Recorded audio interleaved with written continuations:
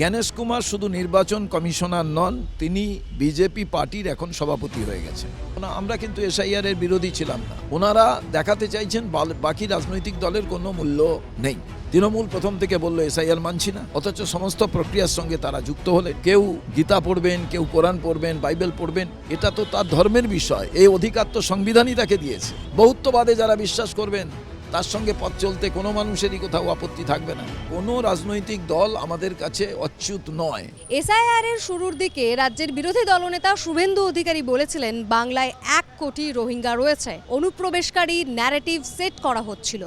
অথচ এসআইআর এর খসড়া তালিকা প্রকাশের পর দেখা গেল যে সংখ্যালঘু প্রধান এলাকাগুলিতে ভোটারের বাদ যাওয়ার সংখ্যা খুবই কম। আর তারপর থেকেই প্রশ্ন উঠছে, তাহলে সেই ন্যারেটিভ কি ফেল? কথা বলবো, আমাদের সঙ্গে রয়েছেন প্রদেশ কংগ্রেস সভাপতি শুভঙ্কর সরকার।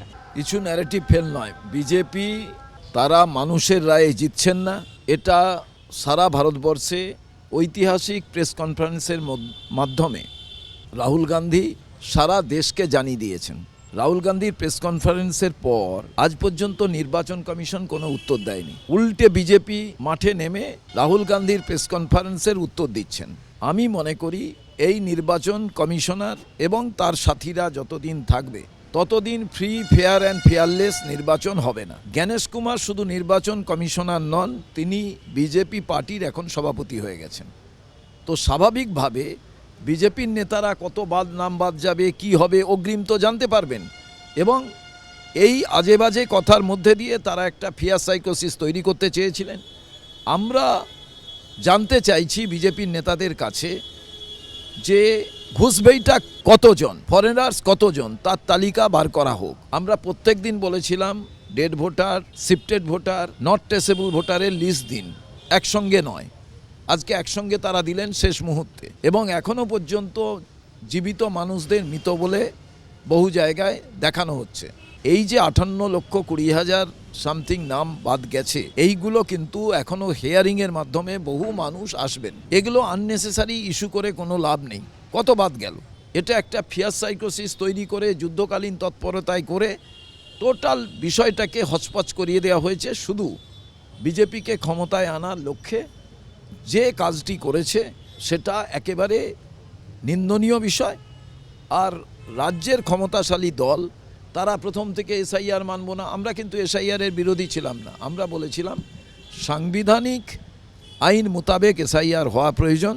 এসআইআর সেইভাবেই হওয়া প্রয়োজন যেটা 1951 সাল থেকে 8 বার এসআইআর প্রক্রিয়া হয়েছে, কোনোটাই 1 বছরের সময়ের বেশি নিয়ে হয়েছে, তার কমে হয়নি।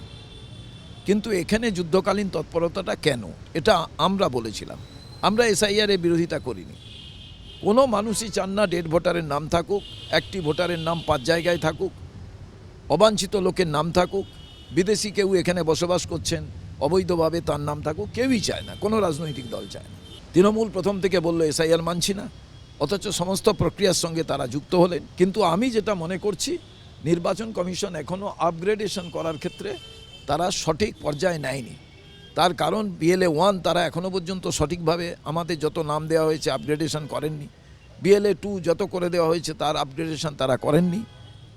আমাদের কাছে ওর ছাপমারা লিস্ট আছে, অথচ দেখা যাচ্ছে সংখ্যা যেটা ওয়েবসাইটে আছে সেটা সঠিক নয়। এর কারণ হচ্ছে ওনারা দেখাতে চাইছেন বাকি রাজনৈতিক দলের কোনো মূল্য নেই। এই যে জায়গাটা, এটা কিন্তু একেবারে স্বচ্ছ ভাবমূর্তির জায়গা নয় নির্বাচন কমিশনের। যে মন্দির মসজিদের রাজনীতি চলছে, একদিকে দেখলাম গীতাপাঠ, অন্যদিকে মুর্শিদাবাদে হুমায়ুন কবির তিনি একদম বাবরি মসজিদ নিয়ে যে চর্চাটা একদম উঠে আসছে। এই যে মেরুকরণের রাজনীতি, তার মাঝে আপনারা সংবিধান পাঠের ডাক দিচ্ছেন। এই বাইনারি ভেঙে কিভাবে আপনারা যে গণতন্ত্রের, যে ধর্মনিরপেক্ষতার কথা বলেন, সংবিধান রক্ষার কথা বলেন, কিভাবে মানুষের কাছে এই বার্তা পৌঁছে দেবেন? সংবিধান পাঠ মানে আপনার কথা বলার অধিকার, আপনার মত প্রকাশের অধিকার। কেউ গীতা পড়বেন, কেউ কোরআন পড়বেন, বাইবেল পড়বেন, এটা তো তার ধর্মের বিষয়। এই অধিকার তো সংবিধানই তাকে দিয়েছে। এই জন্যই তো সংবিধান পাঠের আসর বসিয়েছি। আর যে কেউ যে বিষয়ে কথা বলতে পারেন, মানুষ সিদ্ধান্ত গ্রহণ করবেন কোনটা ঠিক কোনটা বেঠিক। মানুষকেই ছেড়ে দেওয়া উচিত, মানুষকে বোকা ভাবার কোনো কারণ নেই। আমরা মনে করি যত নির্বাচন আসবে সংকীর্ণ ধর্মীয় মেরুকরণ করতে চাইবেন নির্বাচনে জেতার লক্ষ্যে। কিন্তু কংগ্রেস তো শুধু নির্বাচনে জেতার জন্য এই দলটি নয়। হুমায়ুন কবিরের রাজনৈতিক ভবিষ্যৎটা কি দেখছেন? রাজনৈতিক খেলাটা কি চলছে আসলে মুর্শিদাবাদে? গণতন্ত্রের মূল বিষয় হচ্ছে যে কোনো মানুষ তার গণতান্ত্রিক এবং তার সাংবিধানিক অধিকার, কথা বলার অধিকার, তিনি বলবেন, তিনি তার মত দেবেন, মানুষ সিদ্ধান্ত গ্রহণ করবেন। অতএব হুমায়ুন কবির ভালো কি মন্দ এটা কোনো একজন ব্যক্তিবিশেষ ঠিক করবেন না, পশ্চিম বাংলার মানুষ ঠিক করবেন। তো মানুষের উপরে ছেড়ে দিন। নতুন দল গড়বেন বলছেন হুমায়ুন কবির, এক্ষেত্রে কি ভবিষ্যতে নির্বাচনের আগে কোনো জোট হওয়ার কোনো আমি তো এই কারণেই সংবিধান পাঠের কথা বলছি। সংবিধান তো এই অধিকার সবাইকে দিয়েছে, নতুন দল তৈরি করার। কোন ধর্মের প্রতি আপনার বিশ্বাস, আপনি সেই ধর্মের প্রতি আপনার ভক্তির শ্রদ্ধা জানাবেন। আমি হিন্দু হয়ে মসজিদের প্রতি, গির্জার প্রতিও আমার শ্রদ্ধা থাকতে পারে, গুরুদ্বারার প্রতি শ্রদ্ধা থাকতে পারে।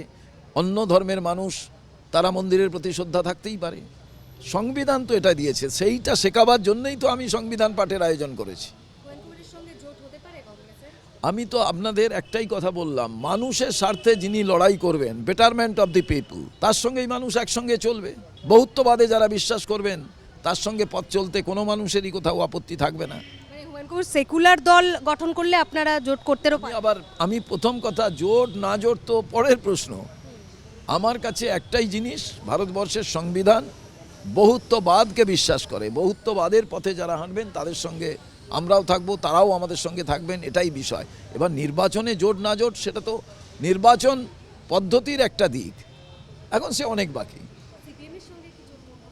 আপনাদের কাছে আমি বলি যে কোনো রাজনৈতিক দল আমাদের কাছে অচ্যুত নয়, তাদের কর্মপদ্ধতি অচ্যুত। আরএসএস, বিজেপির যে কর্মপদ্ধতি সেটা অচ্যুত। বাকি রাজনৈতিক দল কোনো সময় ভুল করলেন, খারাপ করলেন, আলাদা বিষয়।